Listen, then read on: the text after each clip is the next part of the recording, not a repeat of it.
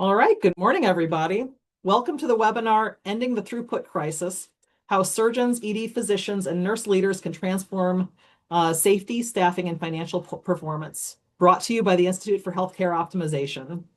I'm Julia Kroll, Vice President with IHO, and I'm going to be moderating this program for us today. Since it's just 11 o'clock now, I know a few people will be coming in a little bit later, but we do have a really packed agenda. So I think we should go ahead and just jump in and get started. We do want to welcome all of our attendees from around the world. So clearly, patient throughput is an issue experienced everywhere, and we hope to give you some good guidance today that will help everyone improve their hospital operations. So first, an introduction to IHO. The Institute for Healthcare Optimization is an independent, not-for-profit research, education, and service organization focused on bringing the science and practice of operations management to healthcare delivery. IHO has a 20-plus year history of helping hospitals and healthcare delivery organizations improve operational efficiency and patient flow, while simultaneously improving patient outcomes and staff work balance. As a consulting leader, we use state-of-the-art analytics and simulation modeling to help healthcare leaders fully understand their operations and to identify optimal solutions to complex problems around capacity planning, staffing, and operational process design. So first, let's frame the problem. So we're here today to talk about patient flow. We all know that hospitals and other healthcare organizations experience significant challenges getting patients the right care at the right time. And this means getting patients to the right place to provide that care. So with ever-growing patient need and ever-limited resources, this can be a large challenge for any healthcare delivery organization. We see hospitals struggling to manage ED overcrowding, and we note that staff burnout is an ongoing problem. This has been going on well before the COVID pandemic, but it's heightened even more in today's landscape. We see bottlenecks for surgical patients, both to get onto the surgical schedule and to find bed post-operatively. And what IHO wants you to note is that all of these are symptoms of greater systemic issues within your patient flow. So you're going to hear a lot today about variability from our presenters. We're going to focus on what we call artificial variability. This is variability that we control and that we impose on ourselves through process design and resource allocation. This appears in all areas of the hospital, and the impact of it can go well beyond its initial department. One example of this is elective admissions. Elective admissions, mostly surgical, often occur earlier in the week, say Monday through Wednesday, Thursday, with few done later in the week or over the weekend. And this is generally done with good intent, but has some unintended consequences. This leads to more admissions on these days, making these early weekdays busier for nursing and other hospital staff, which can really contribute to stress and burnout. And then this can also have an impact on the emergency room. So more elective admissions on these days mean fewer inpatient beds available for unscheduled patients, leading to backups and long waits, and patients that just can't be moved to those inpatient beds. We know that surgery is a major contributor to hospitals' financial success, so we really know that cutting isn't the answer. Process redesign, paired with thoughtful capacity allocation and management, are the keys to reducing your artificial variability and ensuring your system runs as optimally as possible. And you can improve patient flow throughout your hospital. So for the rest of the hour, you're going to hear from a number of experts who will provide their perspective and expertise on improving your patient throughput. Each of these experts has a bio that extends well beyond what I can cover today. So I'll just give you a brief taste of what we are going to be hearing from. So first is going to be Dr. Eugene Litvak, the president and CEO of the Institute for Healthcare Optimization, who will provide an overview of IHO's methodology for improving patient flow.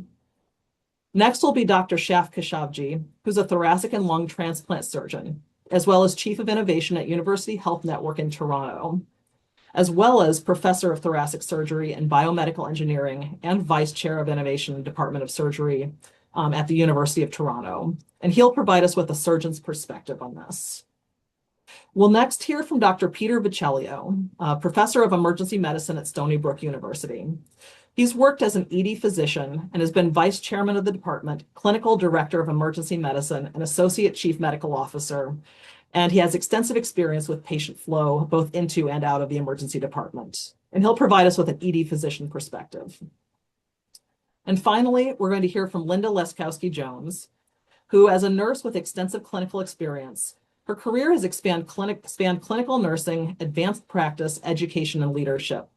She's had extensive experience as an ED leader during her 32-year tenure at Christiana Care Health System. Linda is also a trauma center site reviewer for the State Trauma Center Accreditation in Colorado and chair of the Trauma Quality Evaluation Committee for the state of Delaware. She is also, as well, the editor-in-chief of Nursing, and she'll be providing us today with a nursing perspective. Also to note, we will be saving some time at the end of the webinar for questions and answers. So thank you to everyone who submitted a question at the registration. If you have a question during the presentation, feel free to enter it into the Q&A, and we'll do our best to address all the questions. I think this may look a little different for some people than others. Most of you should see a button that says Q&A on the bottom of your screen on the toolbar. And if not, you may have a button that says More, and Q&A may be found nested in there as well. Okay, and with that, I'm going to hand over to Dr. Eugene Litvak. Hello. Thank you, Julia, for introduction. And as Julia mentioned, we are going to address the most burning issue that experienced by practically every hospital, not just in the US, but abroad. And that is thinning margin, limited surgical throughput, sometimes backlog, sometimes excessive waiting for emergent and urgent cases to get to the OR. We are going to talk about ED overcrowding and boarding in particular, nurse shortage, staffing and burnout, and finally, insufficient bed capacity. Let me tell you what we are not going to talk about today is the details of IHO, Institute for Healthcare Optimization, goes for IHO methodology. It's a 4-leg stool. It includes clinical component, data analysis component, variability methodology, and organizational behavior, and there is simply no way we can introduce all these details during this short webinar. I would say the biggest approach, although limited, is the Joint Commission book on optimizing patient flow that we've been asked to put together at IHO. Okay, with that, let us move to the next slide, please. Yeah, that's how the real hospital looks like. And that is a real hospital. That is why you don't see the data neither on X-axis nor on Y-axis, because it's proprietary information. I call it not my hospital because every hospital believes that they're different. They're not. So far, every hospital that I've seen looks like that. So how do we staff? We used to staff at the peak level, and that's a red dashed line. That was many, many, many years ago. We cannot afford it anymore. We don't have neither enough funds nor enough nurses. So what happened when the variable census, when the peak exceeds this red bold line? We have all these negative consequences written in the upper right corner: medical errors, readmission, overcrowding, infection, mortality, reduced surgical case volume, poor access to the OR, misplacement of postoperative patient, inadequate nurse staffing. I can continue on and on and on. Somehow we manage to make everybody unhappy, whether it's surgeon, whether it's CFOs, whether it's nurses, whether it's ED clinicians, etc. So what should we do about that? Again, some of you can look at this and say, that's not my hospital. I always 100% occupied. Let me tell you, that is not the case. If you were 100% occupied, you will never be able to admit ED patients or emergent surgery, and yet you do. So what can we do? We cannot afford staffing at the peak, and when we staff on the red bold line on the average census, as most of the hospitals do today, they look at the average census of the past year, and then they budgeted for the next year. What happened? What we see on the screen. So we are between the rock and the hard place. We cannot staff at the peak. We cannot staff at the average. So what should we do? What we came to the conclusion that we should start challenging. We should start asking ourselves, why do we have these peaks in the first place? And those peaks are not driven by by emergency department. They are driven by elective admissions counterintuitively. And then everybody is suffering. So I would like to summarize that, saying unless we smooth those peaks, nothing will work at our hospitals. Many interventions that we are familiar with are just brilliant, that I'm sure many of them are being implemented at your hospitals. However, please look at this intervention, smoothing those peaks, as an enabler.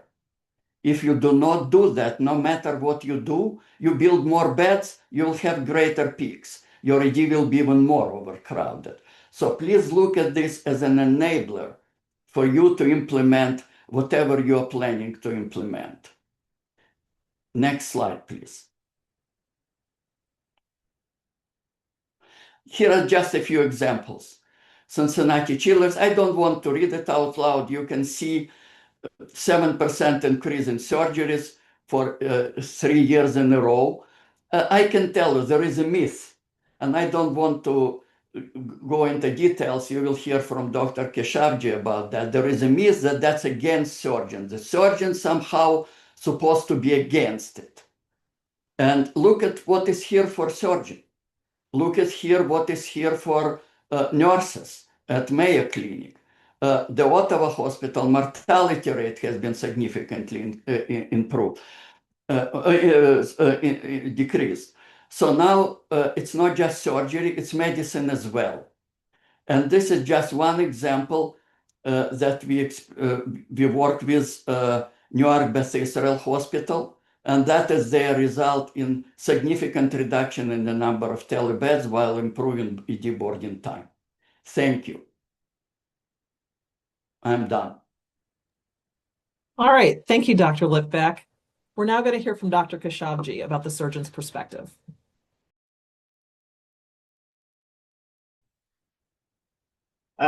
I'd like to start by introducing what we did with IHO at UHN. Next slide, please.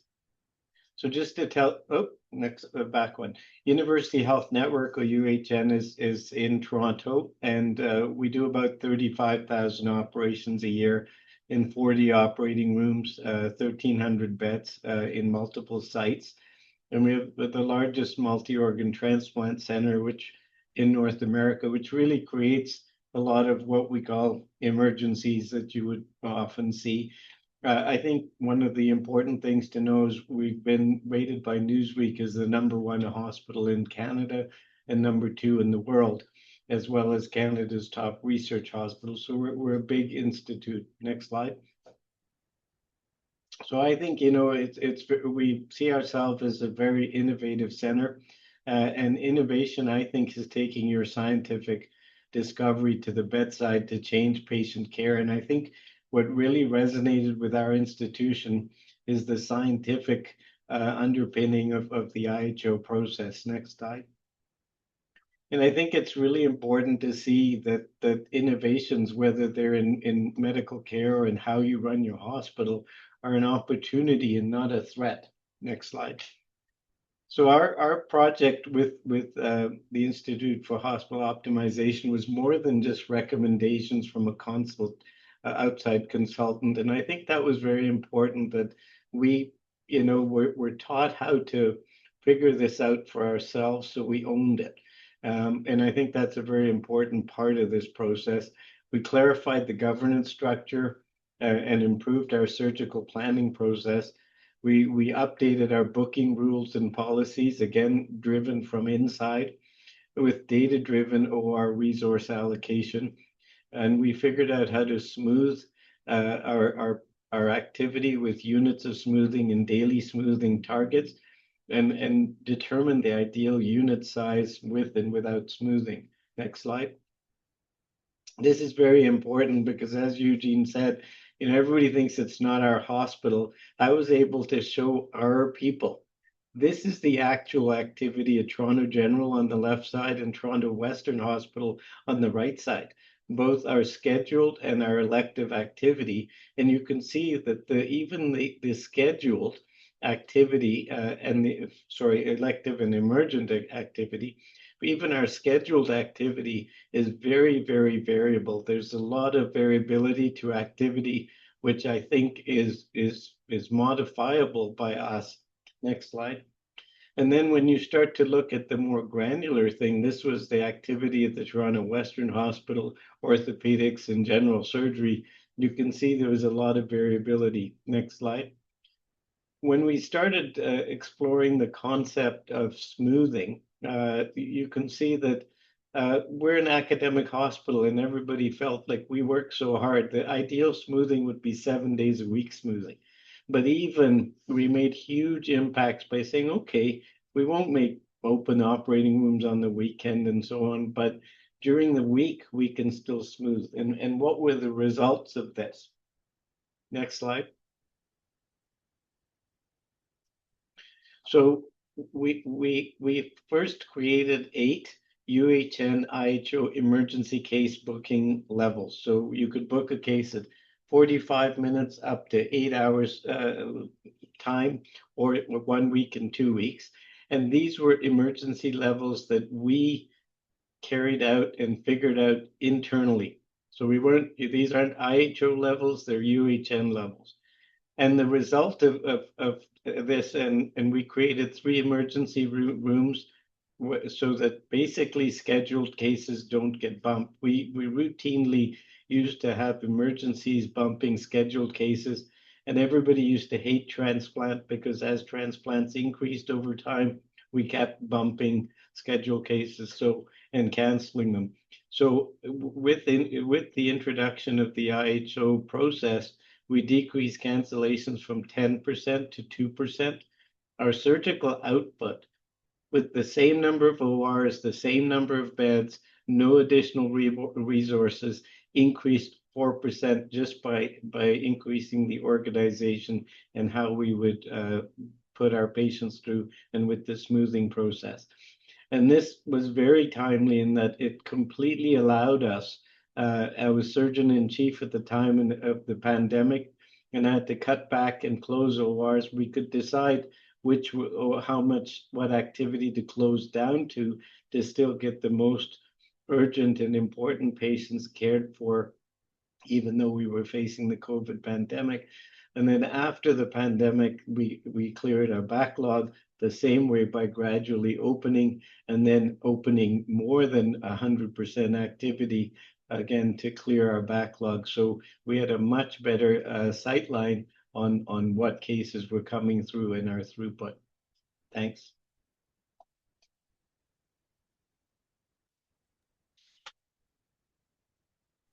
All right, thank you, Dr. Khoshavji. And now we'll hear from Dr. Vicellio about the ED perspective. Yeah. The comment about post-pandemic or pre-pandemic, the first article I ever wrote on boarding and crowding and the dangers of that sort of thing was back in 1987, somewhere around the time that plumbing was discovered. So this has been a very long-standing issue. And unfortunately, the world I live in is different than any other specialty. The surgeon in the operating suite expects the right equipment, the right staff, the right support. He or she is not going to be doing 2 surgeries at once in there. Is not going to be operating in the hallway. The cardiologist on the right here is seeing his patient in a room, not in the waiting room, not in the parking lot. And yet our environment is what it looks like at the bottom. And this is something that everyone in medicine has come to expect. If a regulatory agency came in and looked at this mess right there, I fear we might get cited for an expired fire extinguisher, but there would be no mandate that this get changed or fixed. So the pain points that we know that result from boarding, there's long waits, there's walkouts, the length of stay in the emergency department is increased, and the length of stay in the hospital is also increased. Boarded patients stay about a day longer. The nursing staff's overwhelmed, there's increased error, delayed diagnosis, and most importantly, increased mortality. Now, this is the sort of slide I've had for the last 30 years, but I've realized that it just doesn't seem to have traction. So I've modified it for this seminar to try to sort of help understand what the more serious consequences of this are. Um, so really, aside from the harm it does to the patient, the inconvenience of the staff, the burden of the staff, and the safety of the patient, we're just wasting, throwing away money. From the point of view of the institution possibility to make money or the possibility of the payer to decrease payments and do cost savings, either one of those. Now, we've talked about, it was mentioned before about 5 versus 7 days. We are trying to solve a 7-day-a-week problem with a 5-day-a-week hospital. And the good news is that what we're talking about today, a huge and substantial benefit happens just from those 5 days. But please remember that 5 days is not 5/7 of the week. 5 days is 24% of the week. So the good news is if we use that 24% as wisely as we can, you can have a major impact on capacity so that more is not necessarily better. You're not, all the stuff that's talked about here, no one's being asked to work harder, stay longer. In fact, when you implement this stuff, life ends up being easier and more predictable for everybody involved. So what I'm giving you today is like a free stock or a lotto ticket that's already winning. You just have to be willing to cash it in, but maybe you don't want to go. Personally, I think the biggest obstacle to these changes is just simply tradition. This is the way we've always done things, and why bother me? We're doing the best we can. So the issue of boarding has to do with lack of capacity. So what are the things that can be done to improve capacity so that you can improve flow? Well, you need to have the right intervention and you need to have the right implementation of that intervention. For instance, early discharge. So many hospitals are working on early discharge. A group meets for 15 years, looks at monthly data, and they go from 4% discharge from noon to 4% discharge from noon. That's not a success.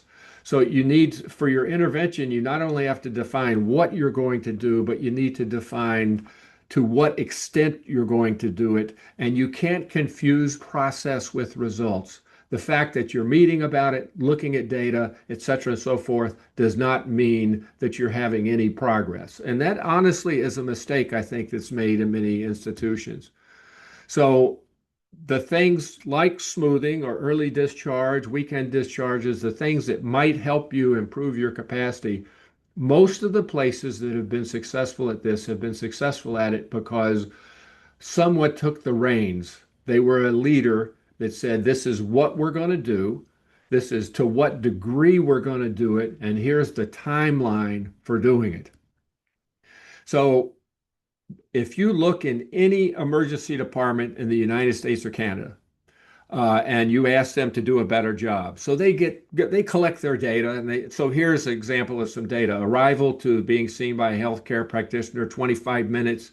CAT scan total turnaround from order to read, 267 minutes, which leaves you with a door to discharge time of about 305 minutes. And then if you're boarding, maybe it's 1,000 minutes to get you upstairs.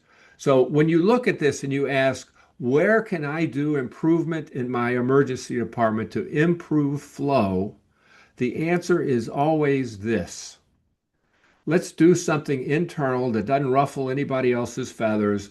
And then when I do this, when I start to get that 25 minutes down to 18 minutes, there's a huge celebration that, we really accomplished something. But when you walk into your department, you can't tell any difference. There's no success that you've been able to measure. So we wanted to look at to what degree, Eugene showed some examples of specific institutions. We did a study where we stepped back. There's a data set called the Sparks data, which is all hospital admissions in New York State. So we looked at med-surg admissions and whether the source was the emergency department or the source was not the emergency department, electives, most of which were surgery. And this is graphs of 1,700,000 hospital admissions. So if you look at admission by day of the week, the blue is emergency department admissions, but there's not much you can do about them. Emergencies are emergencies.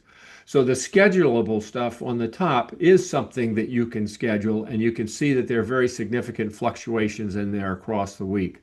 If you were to look at the fluctuations around the mean, then this is what your week looks like. If you compare, so it's almost a 2 or 2.5 day week that we're looking at, where you really taper off on Thursday and Friday, and then very little on the weekends. Now, this is your distribution of discharges around the mean. Again, completely unsmooth.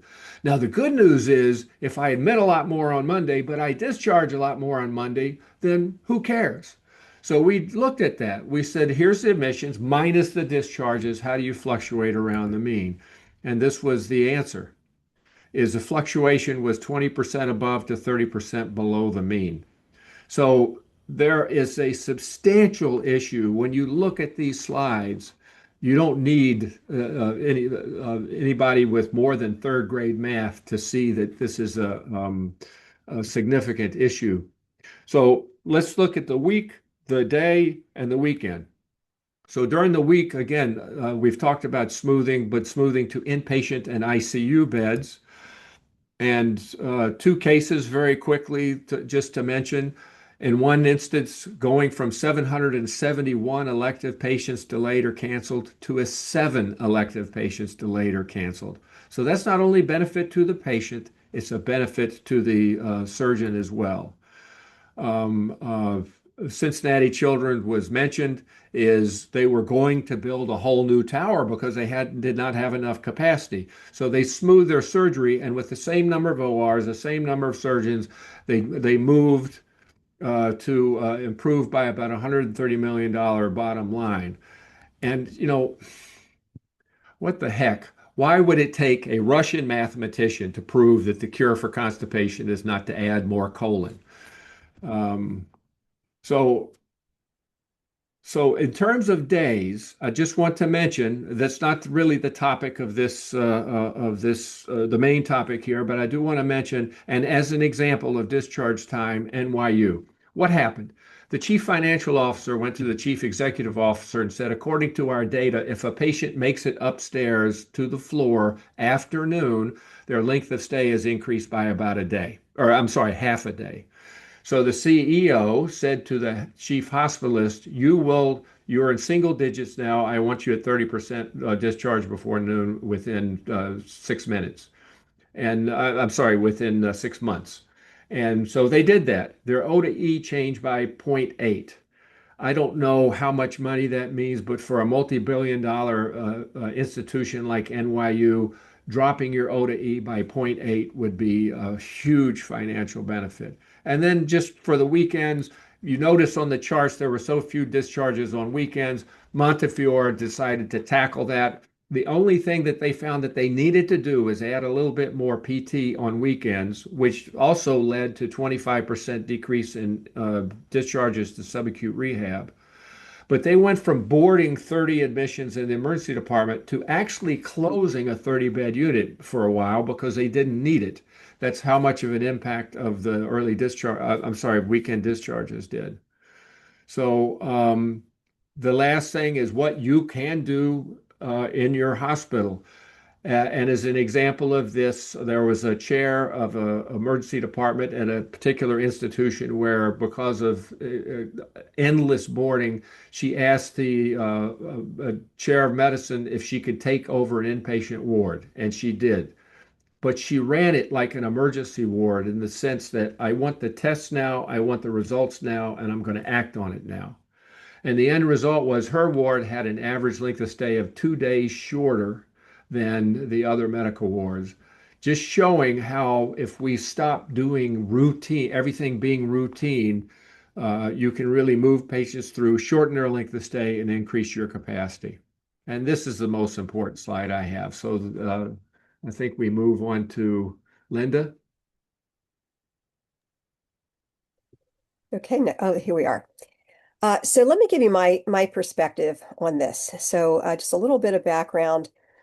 I've been a nurse for more than 4 decades, and I've spent just about all of it in emergency services as an emergency department nurse, as you heard in my intro, but also as an ED director and then vice president of emergency and trauma services. So I have an interesting background of not only the nursing, but I walk between emergency departments and the trauma service and spent 20 years as an American College of Surgeons site reviewer looking at hospitals all over the country. And so my perspective is based on that experience.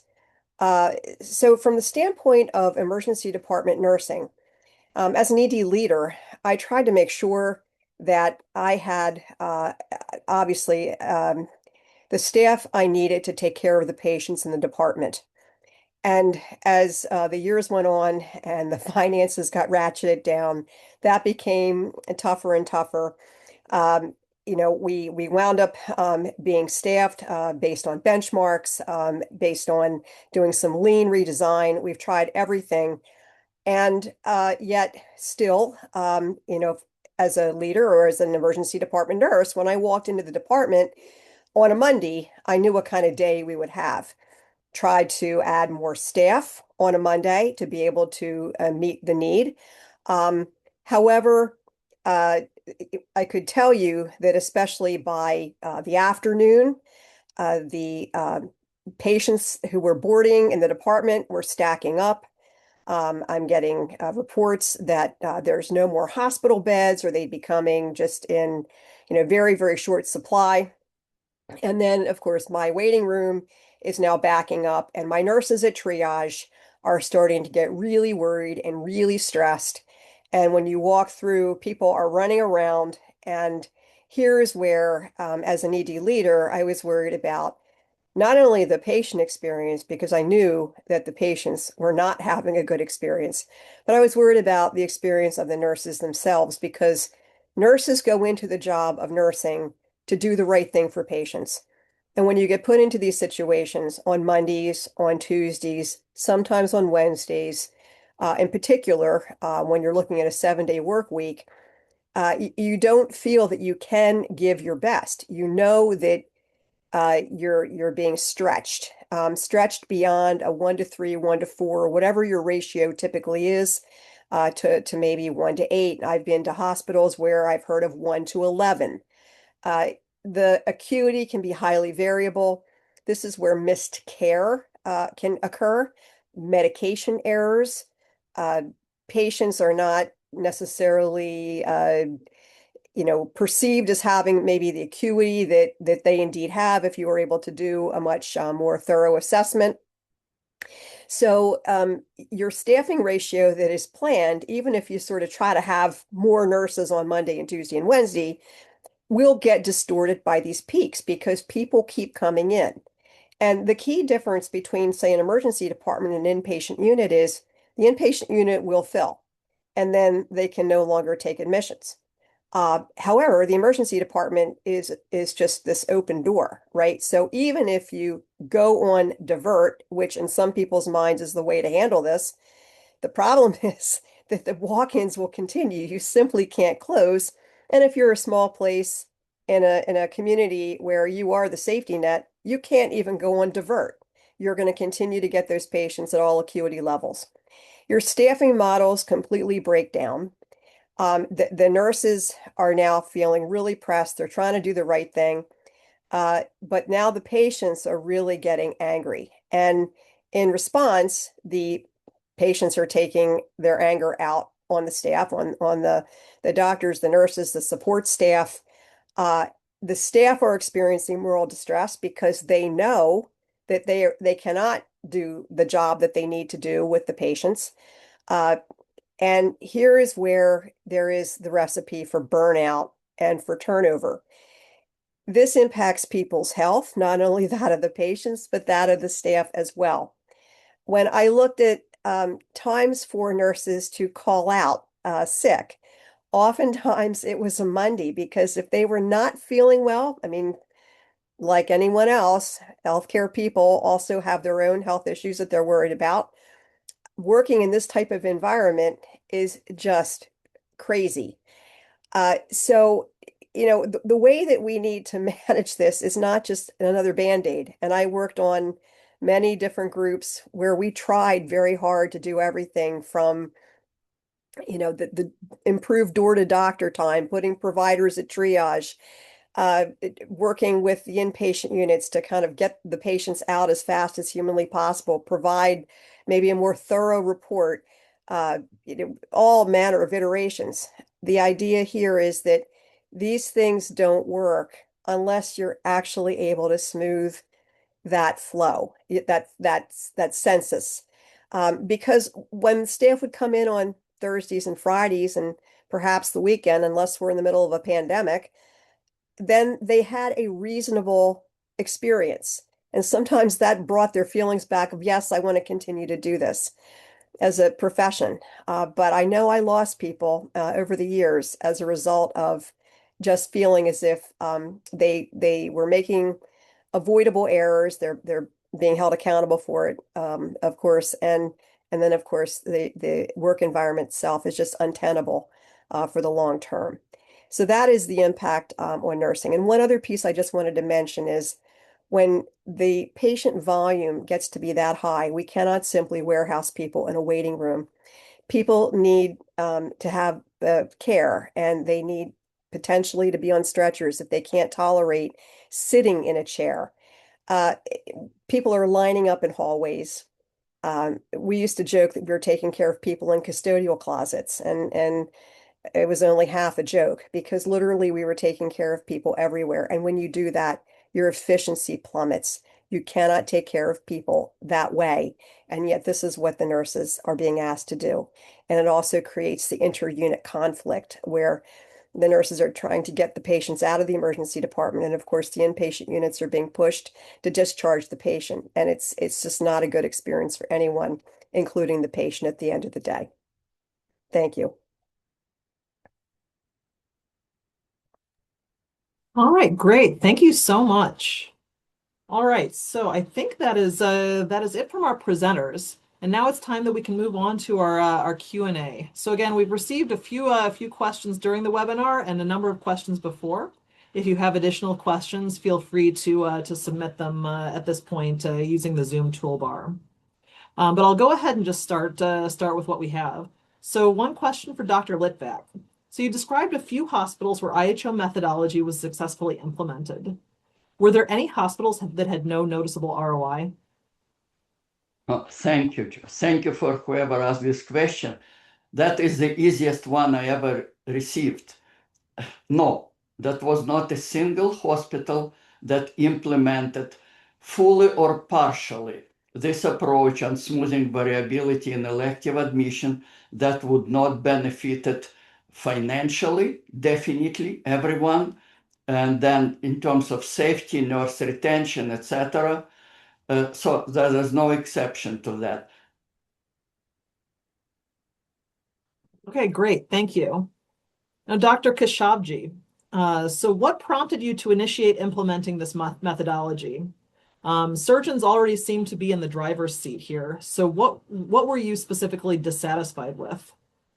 Well, surgeons were in the driver's seat, but they didn't know what they didn't know, that things could be better. And I think that, all healthcare systems are kind of strapped for cash and just introducing more into the, all they could think of is getting more OR time. Well, here by smoothing, first of all, your cases weren't canceled. So you come to work planning to operate and you operate, and your patient comes planning to have surgery and they get their surgery done. So I think patients were better off, surgeons were happier, and staff was happier because everything became more predictable. So it was really a quest to improve performance. Perfect. And we had a question come in the chat that I'd also like to pose to you. So what is the connection between smoothing and a reduction in cancellations? So kind of the same thing. How does doing this help you get those cases done? Well, the first thing we did was we introduced the concept of emergency rooms. So you keep the scheduled surgery going, and you if emergencies come in, they get done in a separate room, and they're definitely a separate pathway. And the hospital and the anesthesiologists, everybody thought, well, we don't want to have empty rooms sitting around.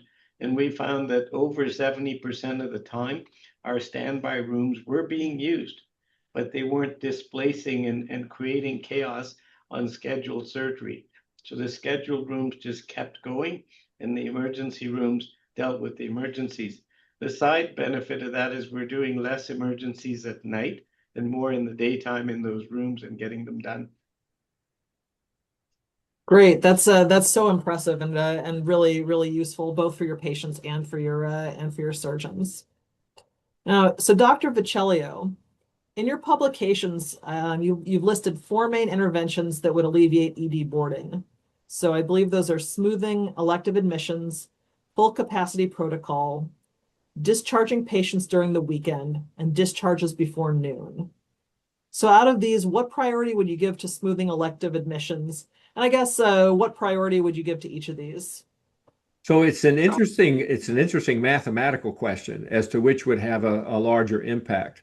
But these different things impact different people. Smoothing primarily is a something that you're asking your surgical service to do.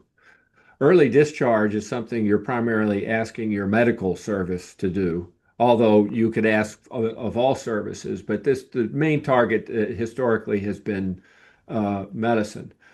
Weekend discharges, there are a lot of obstacles to weekend discharges. Insurance companies don't approve a patient going to, or they delay approval of somebody going to subacute rehab or to a nursing home.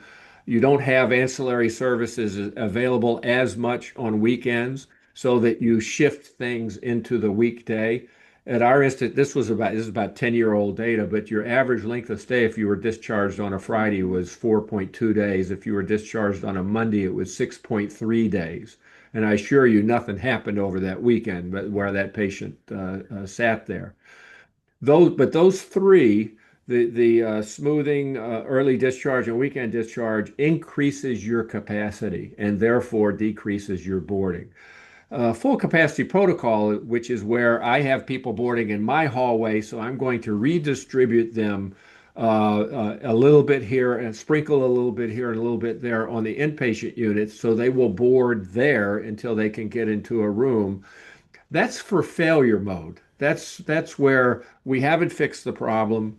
So we need to.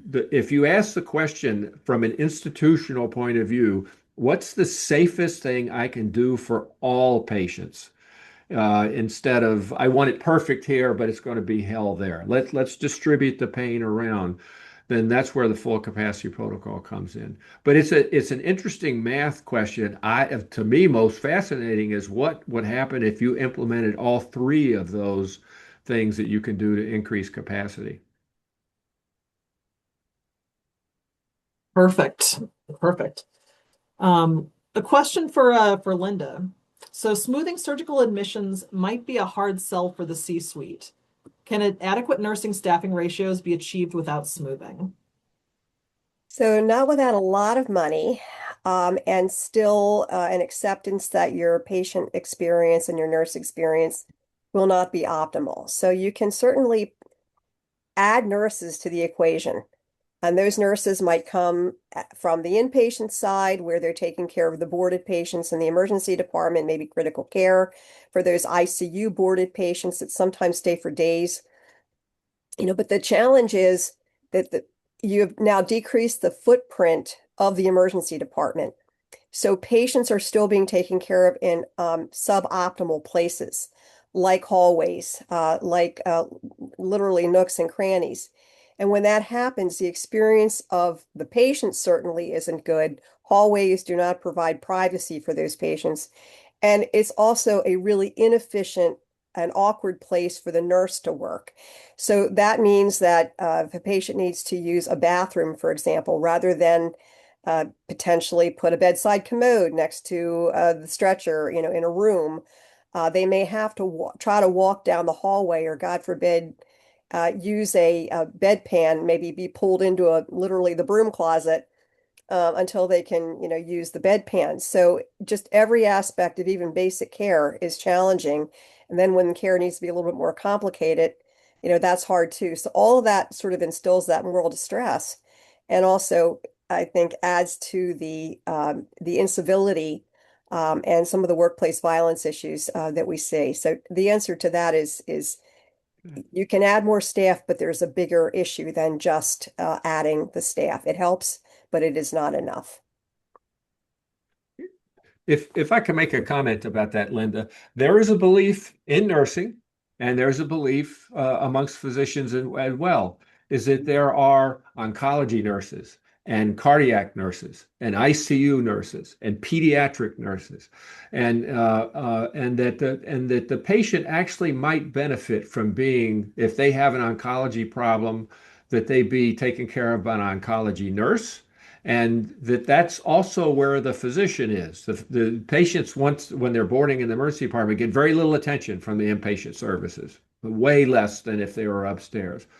So it's not just volume, Mhm. but it's also although I believe emergency nurses are expert in everything, and maybe we should just put emergency nurses everywhere in the hospital. If you do believe that your nurses have specialty expertise, then that's where the patient belongs. I completely agree with you. I think that they get the attention that they need on the appropriate unit, cared for by the appropriate specialty staff. Absolutely. Perfect. And I will second that as a nurse myself. That is absolutely my experience completely. Okay, a question for Dr. Litvak. So this seems like a hyper-localized intervention. Is there any support from organizations like CMS or the American Hospital Association to support this type of change that would be available? I'm getting today the easiest questions, I guess. So let me start with American Hospital Association. I hope there will be the day when the support, or not support, we don't need the support. What we need is dissemination of knowledge, that people are aware of this opportunity.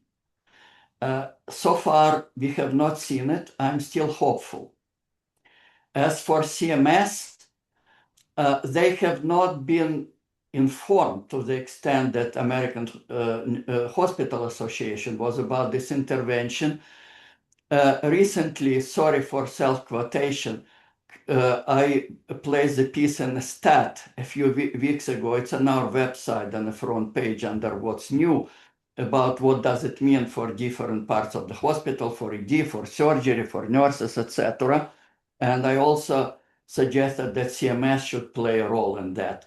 I sincerely hope that they will, accept this message and will do something. But at this point, they have not, I'm speculating, they have not been aware of this. So we should give them some time. I also would like to mention something that I miss very quickly. We are talking about surgeons, we are talking about nurses, we are talking about ED clinicians. We have not mentioned anesthesiologists. And anesthesia in the OR, frequently they pull a short stick because in a sense they are the hostage of dysfunctional scheduling of elective admission. So you have a schedule and then you plan to go home at 5 o'clock, let's say, at the end of the OR day. And then the ambulance comes and your elective case where you're supposed to do anesthesia is being bumped or postponed. And you have to sit and being a hostage and wait until it would be your time and the surgery will take place. To the same extent, it affects surgeons, that they are being bumped, etc. So anesthesia is equally beneficial of that. The question, I'm sorry for taking so much time, I'm going to stop. The question I would ask for the audience, probably, I would love to have this discussion if, Julia, you tell us that we have time. What is the problem with implementation? I was thinking hospital CFOs benefit. There is no exception. The margin improvement for every hospital that even partially implemented this, 5 days, not completely, even that was measured in millions. Surgeons obviously benefited, as you've heard from Dr. Keshavji. They are not subjected to such a long overtime. They can accommodate their patients. By the way, the nurses have a clear incentive to reduce the turnover time between the surgeries because they know that they are not going to be awarded with another case at the end of the day.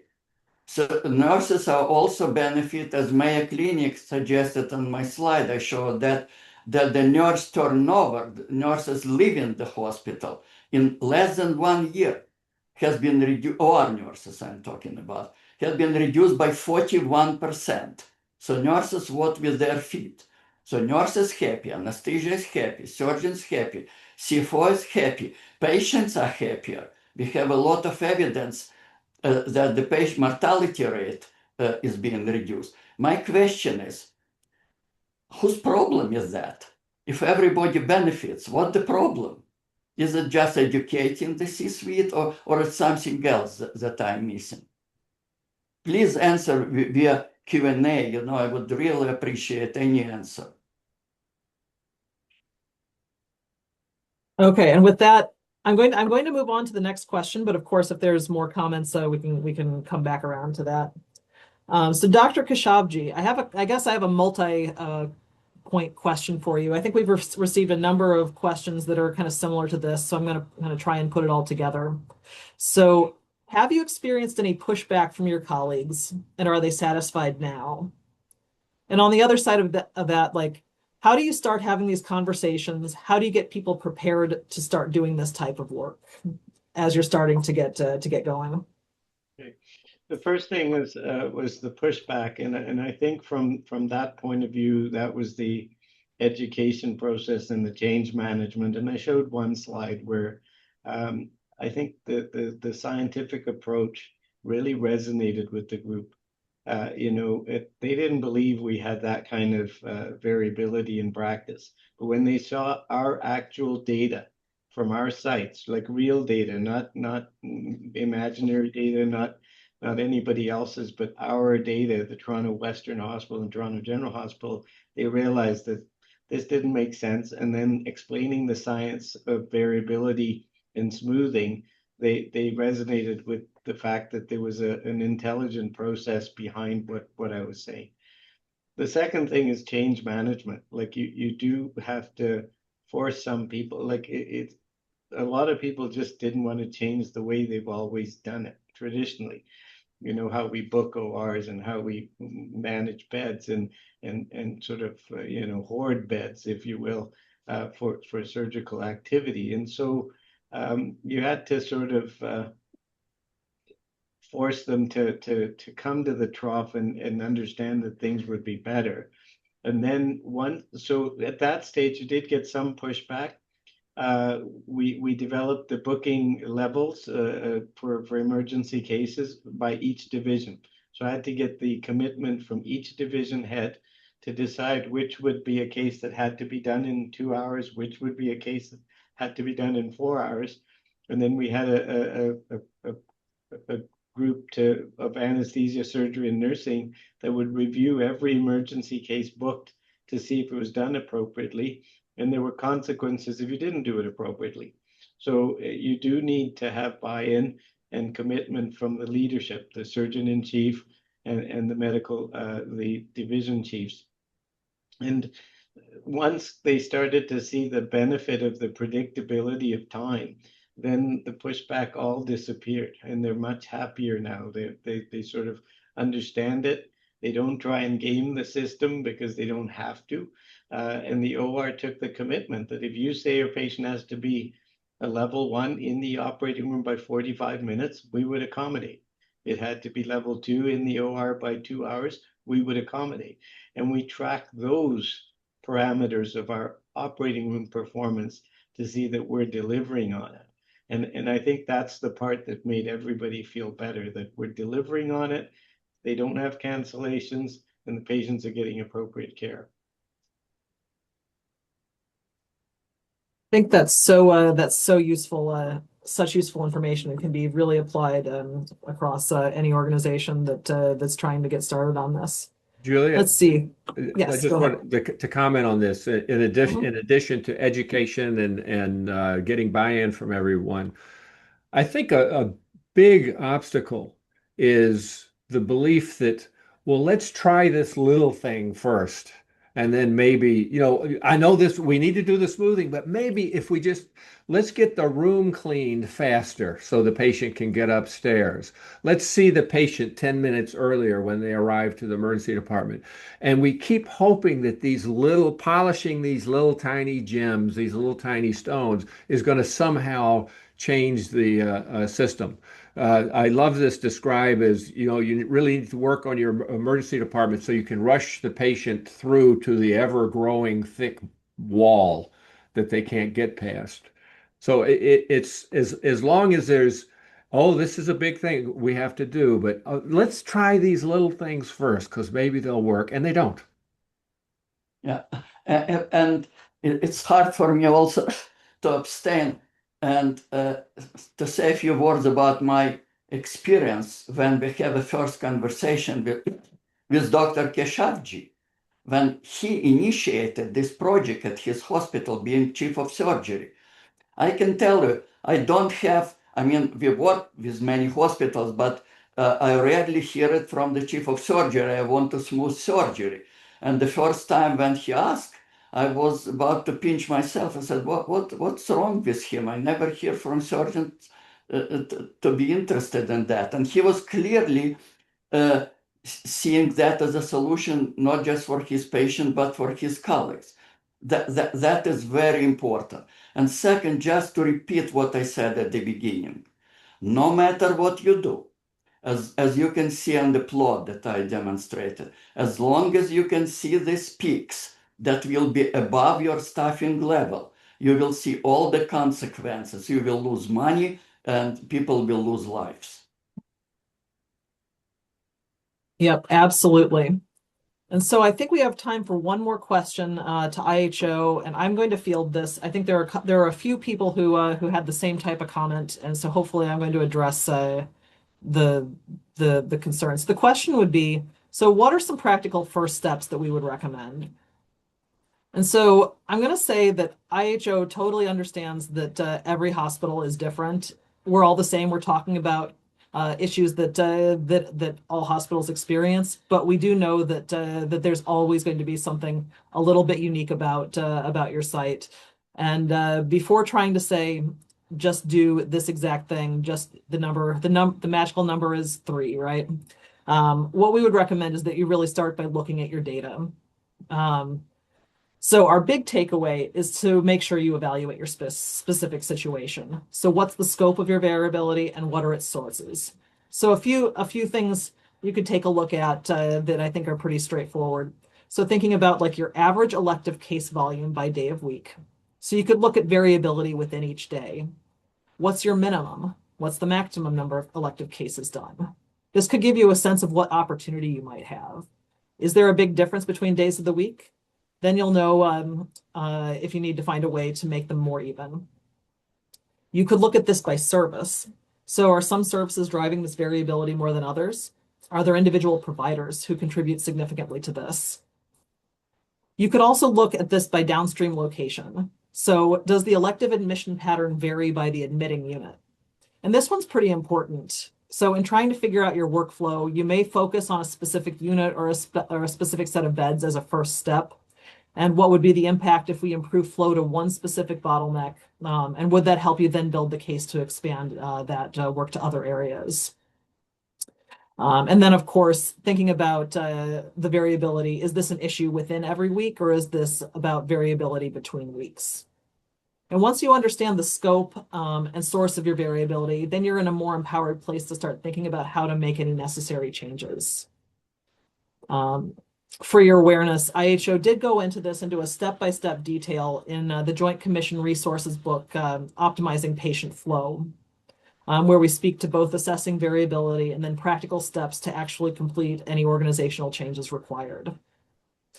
And so with that, I'm going to lead us into the next slide, just to note that, in fact, IHO does offer a patient flow assessment, which will provide support to hospitals trying to identify where you would start with this work. So this is a 2 to 3 month long program designed to use your own hospital's data to help you identify and quantify some of the issues that we've discussed today.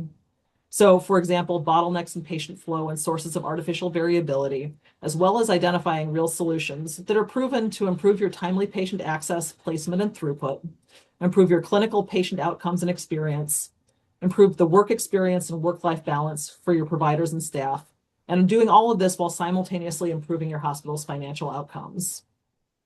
And just for your awareness, we are actively currently enrolling hospitals in our patient flow assessment, and we do currently have space for up to about 2 hospitals. So if you are interested, please do reach out for details. Julie, I would add one more thing to that. If you collect data on boarding hours by day of the week, we did this. And if you do a graph of the hours across the week and do a graph of elective admissions across the week, they are in harmony with each other. Absolutely. I couldn't recommend it more. Please do take that as a takeaway. So I see we are at the end of our time. So just to say, here are a few ways that you can stay in touch and learn more about the Institute's work and how it may be used to improve your patient flow. As you're aware, this webinar has been recorded. So if you would like a copy of the recording, you can please reach out to us via our email. All right, and thank you very